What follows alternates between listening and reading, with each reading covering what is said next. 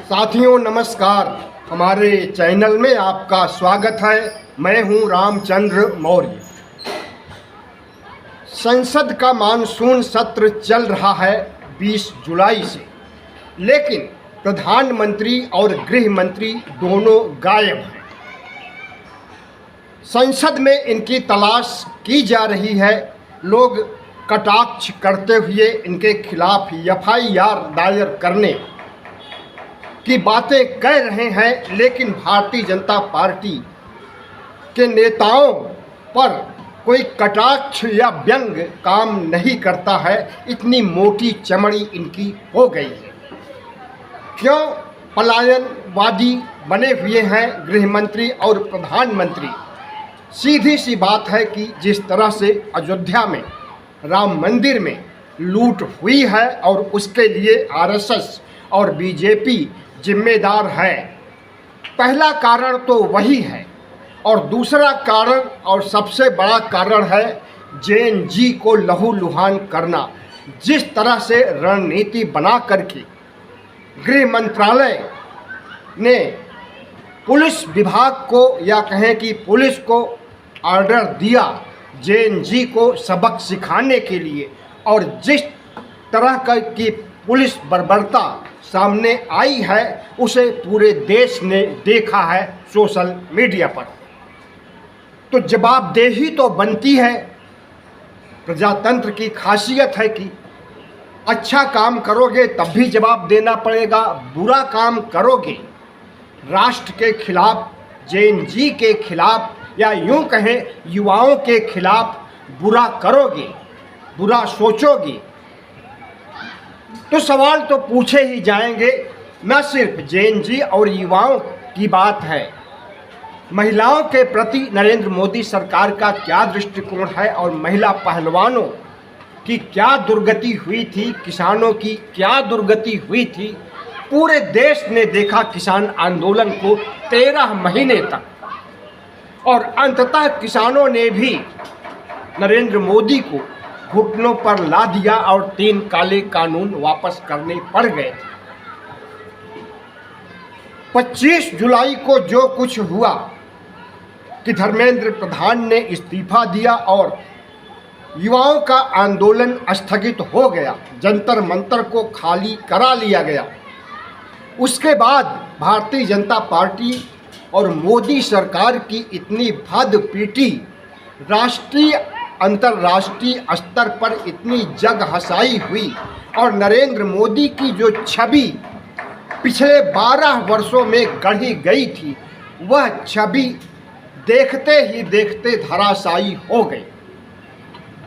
तो हमें लगता है कि नरेंद्र मोदी की छवि फिर से गढ़ने के लिए जिस तरह से युवाओं को, जेएनजी के युवाओं को, खास करके काकरोच जनता पार्टी के सदस्यों को जिस तरह से दिल्ली और सभी बड़े महानगरों में प्रताड़ित किया जा रहा है, उनके साथ मारपीट और घिनौना व्यवहार किया जा रहा है, उसके खिलाफ एफआईआर नहीं दर्ज की जा रही है। क्योंकि जेएनजी ही तो नाक में दम कर रखा था नरेंद्र मोदी के, और अगर उनकी पार्टी के लोग, आरएसएस के प्रचारक अब भी उन्हें देख लेने या मारने की जुर्रत कर रहे हैं और पुलिस तमाशबीन बनी हुई है, तो नरेंद्र मोदी और अमित शाह इसीलिए संसद में नहीं आ रहे हैं कि एक तरफ आंदोलन खत्म हो गया और दूसरी तरफ आंदोलन की शुरुआत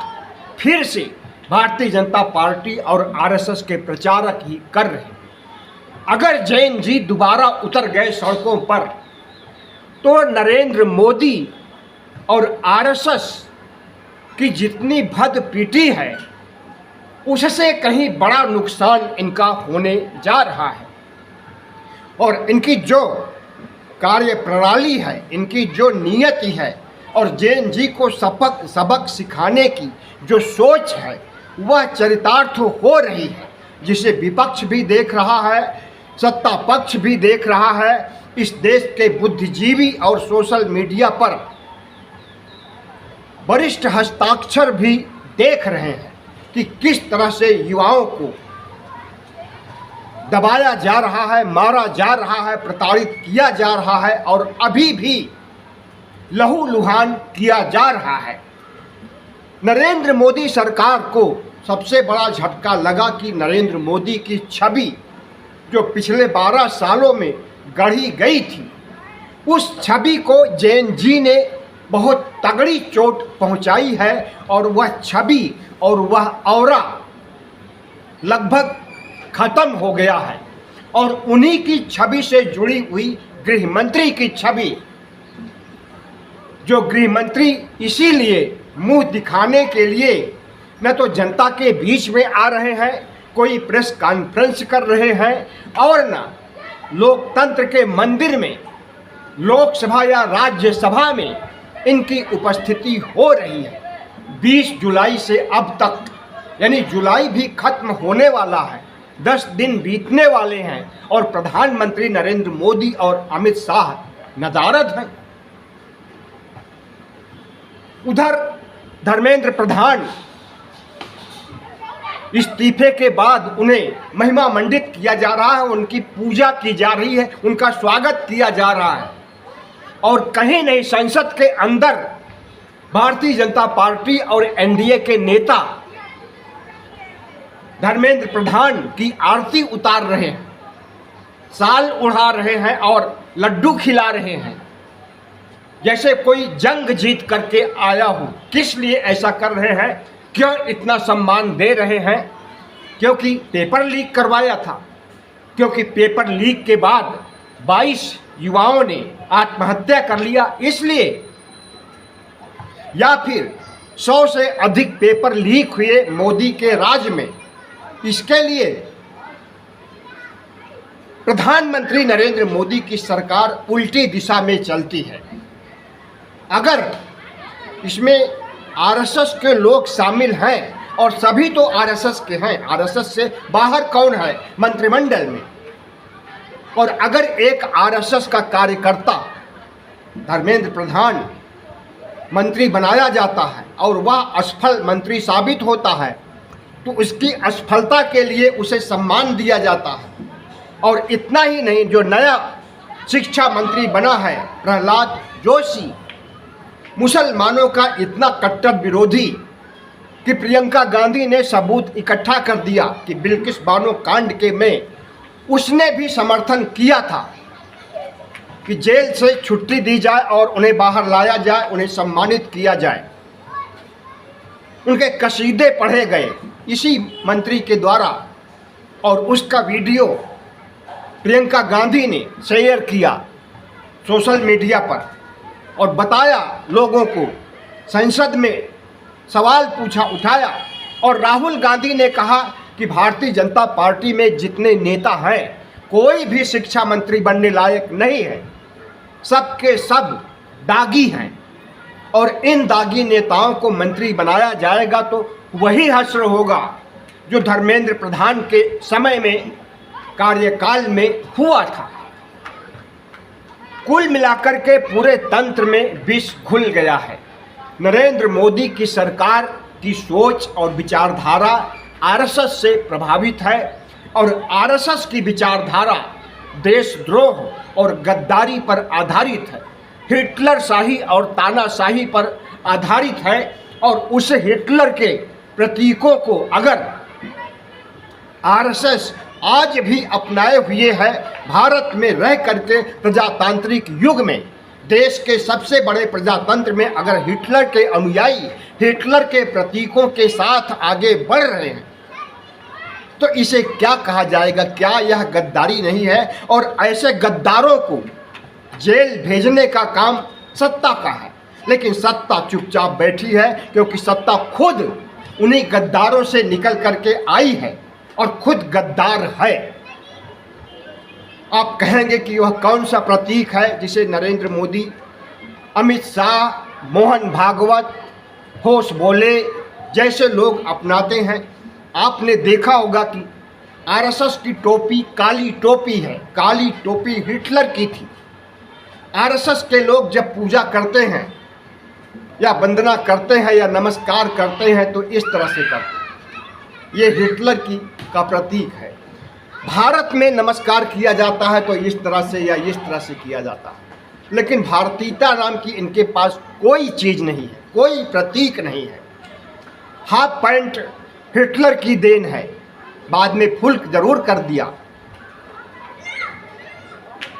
और इनके हाथ में जो धागे बने होते हैं, कलवा लाल होता है, लेकिन इनके हाथ में काला कलवा देखिए तो मोहन भागवत के हाथ में देखिए, मोदी के हाथ में, अमित शाह के हाथ में लाल रंग, जो कि हिंदुत्व का प्रतीक है कलवा, उसे ये काले रंग में पहने हुए। तो जो विचारधारा विदेशों से, जर्मनी से, इटली से आयातित की गई है, हिटलर की, नाजी की, फासिस्टवाद की, अगर उसे भारत में लागू करना चाहेंगे तो मुंह की खानी पड़ेगी, क्योंकि भारत का संविधान उसके लिए अलाउ नहीं करता है। लेकिन संविधान तो इनके लिए कोई मायने नहीं रखता। इनको तो 2/3 बहुमत दे दीजिए और ये संविधान बदल दें। मांगते भी हैं कि 400 पार सीटें दीजिए, हम संविधान बदल देंगे। लेकिन राहुल गांधी ने जिस तरह से तंज कसा है कि ये कितना भी दंभ भर लें कि हम संविधान खत्म कर देंगे, अगर इन्हें 400 पार सीटें मिल भी जाए लोकसभा में और राज्यसभा में भी 2/3 बहुमत मिल जाए, तब भी यह संविधान को टस से मस नहीं कर सकते हैं, लोकतंत्र के साथ छेड़छाड़ नहीं कर सकते। हाँ, कमज़ोर जरूर कर दिए हैं लोकतंत्र को, और कमज़ोर होना, स्वस्थ होना में बहुत बड़ा अंतर होता है। लेकिन कमज़ोर होने का मतलब कि लोकतंत्र ख़त्म होने नहीं जा रहा, लोकतंत्र की मौत होने नहीं जा रही है। इनको लगता है कि इतना कमज़ोर कर दिया जाए और इतना मीठा जहर दिया जाए कि संविधान और लोकतंत्र दोनों अपनी मौत मर जाए। लेकिन यह सब इतना आसान नहीं है, और अगर ऐसा करेंगे तो राहुल गांधी, कांग्रेस, इंडिया गठबंधन, पूरा विपक्ष नहीं होने देगा। और उनके साथ जब जेएनजी खड़ा हो जाएगा तो नरेंद्र मोदी, जो थर थर कांपते हैं जेएनजी की आहट से और जेएनजी के आंदोलन से, और जेएनजी ने जो कमाल नेपाल में दिखाया, बांग्लादेश में दिखाया, श्रीलंका में दिखाया, उन देशों की सरकारों में सत्ता परिवर्तन हो गया, लेकिन उस सत्ता परिवर्तन से रूह कांपती है नरेंद्र मोदी की, अमित शाह की, मोहन भागवत की। और उस रूह कपाने का काम अगर राहुल गांधी भी करते हैं और कहते हैं कि नरेंद्र मोदी की सरकार 1 साल के अंदर अपने आप ढह जाएगी, तो इसका मतलब है कि राहुल गांधी भी अंदर खाने से सरकार गिराने के लिए नींव में मट्ठा डालने का काम कर रहे हैं, चाणक्य की तरह। जिस तरह से चाणक्य ने नंद वंश के खिलाफ नींव में मट्ठा डालने का काम किया था, और दूसरी तरफ जेएनजी के साथ मिलकर के राहुल गांधी अगर इस देश के संविधान और लोकतंत्र बचाने की कवायद कर रहे हैं तो कुछ भी नहीं गलत है। जिन हाथों में आज संविधान, लोकतंत्र और भारत गया हुआ है, असुरक्षित है, खतरे में है, हिंदुत्व को खतरा नहीं है, मुसलमानों को भी खतरा नहीं है। मुसलमानों की आबादी दुनिया में नंबर 2 पर है और नंबर 1 पर ईसाई हैं। और ये जो यहाँ बहुत कूदते हैं, इनकी आबादी यानी हिंदुओं की आबादी तीसरे नंबर पर है दुनिया के देशों को अगर देखा जाए मिला करके तो।